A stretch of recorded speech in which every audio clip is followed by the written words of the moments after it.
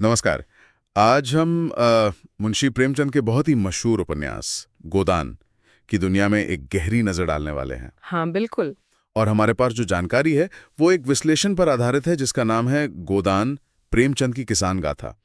तो इसी के जरिए समझने की कोशिश करते हैं कि ये उपन्यास इतना अहम क्यों है। बिल्कुल, ये उपन्यास देखिए 1936 में आया था। ब्रिटिश राज का समय था और ये उस वक्त के भारतीय गांवों की, आप कहें तो सच्ची तस्वीर दिखाता है। हम्म।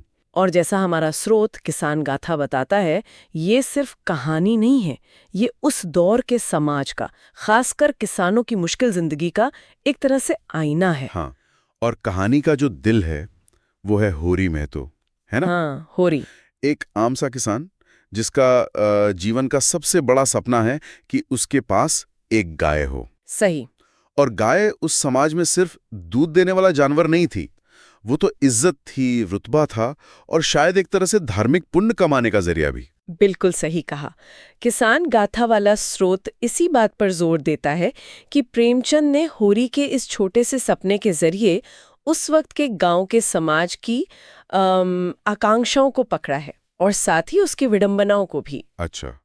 तो चलिए इसी नजरिए से उपन्यास की परतें खोलते हैं, देखते हैं क्या है इसमें। हाँ, तो होरी जो है वो जैसे तैसे कर्ज वर्ज लेकर एक गाय ले आता है, लेकिन ये खुशी ज्यादा देर टिकती नहीं है। नहीं टिकती।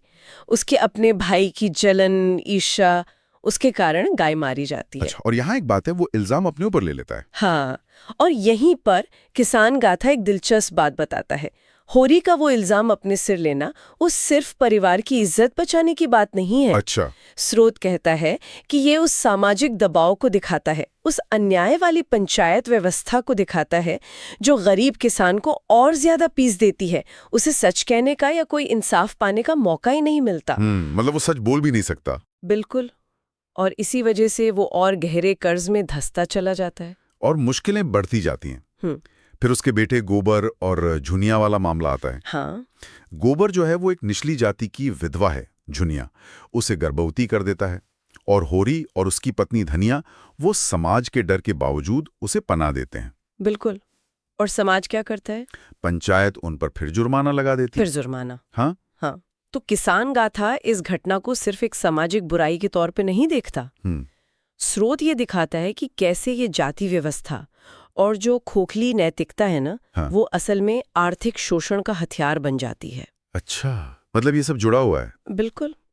दाता दीन जैसे पंडित हैं या राय साहब जैसे जमींदार, स्रोत इनको सिर्फ किरदार नहीं मानता। हाँ। वो मानता है कि ये उस पूरे शोषक व्यवस्था के प्रतीक हैं जिसने किसान को चारों तरफ से जकड़ रखा है। तो इसका मतलब ये हुआ कि प्रेमचंद सिर्फ एक कहानी नहीं सुना रहे थे, वो तो उस पूरे सिस्टम की, उस पूरी व्यवस्था की चीर फाड़ कर रहे थे जिसने होरी जैसे लाखों किसानों को जकड़ रखा था। बिल्कुल। ये बात उपन्यास को बहुत गहरा बना देती है। हाँ। और गोबर का शहर भाग जाना, वो भी शायद इसी घुटन का नतीजा लगता है ना? हाँ बिल्कुल। और स्रोत इस गांव बनाम शहर वाले कॉन्ट्रास्ट को भी महत्व देता है। शहर जाकर गोबर थोड़ा बहुत सफल भी होता है। हाँ। तो ये दिखाता है कि शायद गांव की उस जकड़ी हुई व्यवस्था से बाहर निकलने पर कुछ मौके थे, लेकिन क्या वो मौके नैतिक रूप से बेहतर थे? इस पर भी स्रोत सवाल उठाता है। अच्छा। उधर गांव में होरी क्या है? वो लगातार कर्ज, बेइज्जती, शोषण, इसके बोझ तले दबता जा रहा है, अपनी जमीन तक खो देता है, मजदूर बन जाता है। तो यहाँ किसान गाथा ये सोचने पर मजबूर करता है कि प्रेमचंद का असली निशाना सिर्फ गरीबी दिखाना नहीं था, नहीं, बल्कि वो जो शोषण का जाल था ना, तीन तरफा, जिसमें जमींदार, महाजन और वो कर्मकांडी पुरोहित, हाँ वो तिकड़ी, वो तीनों मिलकर किसान को कैसे पीस रहे थे, उसको बेनकाब करना था। स्रोत इस गठजोड़ पर खास ध्यान दिलाता है। सही कहा। और फिर अंत तो मतलब दिल को झकझोर देता है। बहुत मार्मिक है। मरते समय जब होरी की पत्नी धनिया उसको आखिरी दान, मतलब को दान करने के लिए पंडित को कुछ पैसे देने को कहती है, तो वो पैसे ही उसका एक तरह से सांकेतिक गोदान बन जाते हैं। हाँ, प्रतीक के तौर पर। बिल्कुल। वो इच्छा जो जीवन भर पूरी नहीं हुई, वो मौत के वक्त एक कड़वे प्रतीक के रूप में सामने आती है। स्रोत इसे सिर्फ होरी की ट्रेजेडी नहीं, बल्कि पूरे किसान वर्ग की नियति की तरह देखता है। तो ये उपन्यास सिर्फ गरीबी या शोषण की कहानी नहीं है, इसमें और भी बहुत कुछ है। सामाजिक अन्याय है, जातिवाद का दंश है, धार्मिक पाखंड है, परंपरा और आधुनिकता का टकराव है। हाँ, और धनिया जैसे मजबूत औरत किरदार भी हैं। हाँ, धनिया। स्रोत धनिया की किरदार को सिर्फ एक सहायक नहीं मानता, वो उसे उस हिम्मत, उस जीने की जिद का प्रतीक मानता है जो इतने शोषण के बाद भी घुटने नहीं टेकते। सही है।